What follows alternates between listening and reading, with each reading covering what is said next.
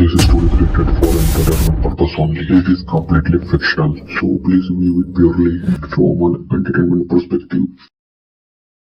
कहते हैं हर पाप का हिसाब होता है, बस फर्क इतना होता है कुछ की सजा भी मिलती है तो कुछ की मरने के बाद भी पीछा नहीं छोड़ती है। यही कहानी एक छोटे से गांव की, जिसका नाम मैं हिडन रखना चाहूँगा। उस गांव में एक पुराना मंदिर था जहाँ एक पंडित रहता था, आचार्य सोमदत्त, विद्वान, शांत और धर्म का पालन करने वाला। लेकिन लोग उससे डरते थे क्योंकि वह रात में वहाँ मंत्र पढ़ता था जहाँ लोग रात में जाने से डरते हैं। अब खेल तो तब पलटता है जब मुखिया के बेटे की अचानक से मौत हो जाती है और सारा इल्जाम पंडित पे लगा दिया जाता है। गुस्से में अंधे गांव वाले उस पंडित को पेड़ से बांध देते हैं और उसे जिंदा जला देते हैं। वह चीखता रहा, चिल्लाता रहा, मैं निर्दोष हूँ, मैंने कुछ नहीं किया। लेकिन गांव वालों ने उसकी एक नहीं सुनी। मरते मरते उसने गांव वालों को एक श्राप दिया।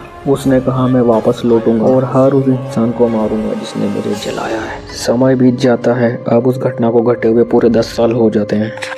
अब अचानक से लोग रात में गायब होने लगे और उनकी लाशें पेड़ पर मिलने लगी।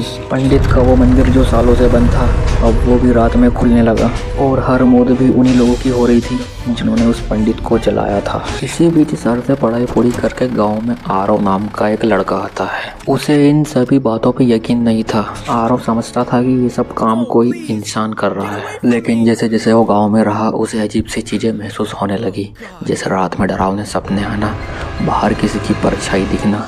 एक रात आरव वही मंदिर वाले रास्ते से गुजर रहा था। अब वहाँ वो जो देखता है उसे देखकर उसकी पैरों तले जमीन खिसक जाती है। उसे वहाँ पर एक ब्रह्म राक्षस दिखाई देता है, लंबा काला शरीर, जलती हुई आंखें, जो उसकी तरफ बढ़ रहा था। लेकिन हमला करने से पहले उसने आरव को एक सच बताया, असली गुनहगार। अचानक से गौरव को याद आता है उसने सालों पहले मुखिया के बेटे को किसी बात के चलते मार डाला था और सारा इल्जाम उस पंडित पर लगा दिया गया था। और गाँव वालों ने भी बिना कुछ सोचे समझे उस निर्दोष पंडित को जिंदा जला दिया था। बदला पूरा।